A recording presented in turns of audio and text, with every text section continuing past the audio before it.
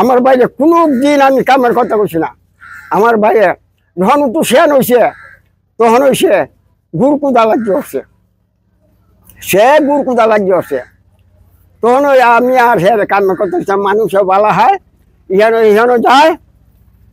এর বাদে হ্যাঁ সে একটা ঘোড়া কিনছে, ঘোড়াটা কিনছে বাদে আমি বলা ডাহা একটা ঘোড়া কিনছে, আমারটাই খবর গেছে তোর ভাই একটা ঘোড়া কিনছে। আমি কই আমার ভাই ঘোড়া কিনছে তো আমার আর বালাস নে, কই হনকারে ঘোড়া কিনুন লাগে, ও না। আমি কই আমার ভাই ঘোড়া কিনছে ভালো হয়েছে। এর বাদে এই খবর শুনিয়া আমি একটা গুঙ্গু সরা কিনে আনছি আমার ভাইয়ের লাগি, একটা গুঙ্গু সরা ডাহার থেকে কিনে আনছি।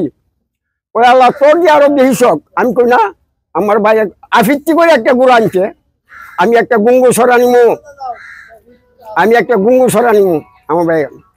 এবারে আমার ভাই দেখি এসব গুড়কু দে, যখন গুড়কু দে তখন ওই সারা দেড় জুড়ে লাটনা হয়ে আছে গা। যখন লাটনা হয়েছে আমি ডাহার থেকেও দেখি ক্যামেরার মধ্যে দেখা যায়, ডাহার থেকেও দেখি ক্যামেরার মধ্যে আমি ডাহা গেলাম গা। এর বাদে আমার বাইরে গুড়কুদা যায়, অনেক হাতিয়ার করছে আমার ভাই, অনেক হাতিয়ার করছে, গুড়কুদার অনেক হাতিয়ার করছে। হাতিয়ার লইয়া গুড়াটা দৌড়াইয়া আমার ভাই, গুড়া দৌড়াইয়া আমার ভাই যায়, দেশে দেশে যায়, যে জায়গাতে খবর শুনে সেই জায়গাতে আমার ভাই যায়, গিয়া বিনা পয়সায় আমার ভাইয়ে গুরুস্থান খুব যায়। আমার ভাইয়ে এক ভাতও গ্রহণ করে না, একটু পানিও গ্রহণ করে না কেউ বাড়ি।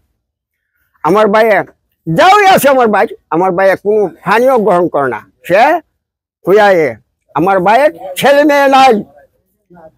আমরা দুইটা ভাই, আমি বড় হ্যাঁ ছুটু, আমরা দুইটা ভাই। সেরে কোনো জীবনে আমি কামের কথা বলছি না, কাম করছে না।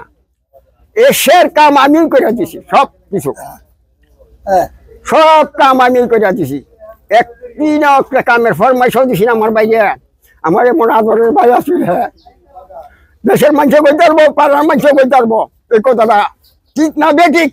বাংলাদেশের প্রথম ইমিউনিটি বুস্টার সমৃদ্ধ ফ্যান্টাস্টিক হ্যাপি এনার্জি বিস্কিট। আমরা এই যখন মাঠে খেলাধুলা করছি, যখন মনোকাকে বাইরের থেকে বের হয়েছে ঘোড়া নিয়ে, তখন আমরা সবাই ভেবে নিছি যে কেউ না কেউ মারা গেছে, উনি কবর খুঁজতে যাইতেছেন। এবং কবর খোঁড়ার পাশাপাশি ওনার তো ছেলে মেয়েও নাই, কেউ নাই, উনি কবর খোঁড়াতেই সবসময় ব্যস্ত থাকতো। আর যখন কবর খোঁড়া ঘোড়া নিয়ে যাইতো, কোথাও না কোথাও কবর খোঁড়ার জন্যই বের হতো। এবং উনি কোনো টাকা পয়সা খাবার দাবার কোনো পরিবারে খায় নাই। এবং উনি যে মারা গেছে, আজকে এলাকাতে সুখের ছায়া এবং আশেপাশে বিভিন্ন গ্রাম থেকে মানুষ, মানে হাজার হাজার মানুষ আসতেছে ওনাকে দেখার জন্য, শুধু এক নজর দেখার জন্য। আমরাও আসছি ওনার কবরটা করার জন্য।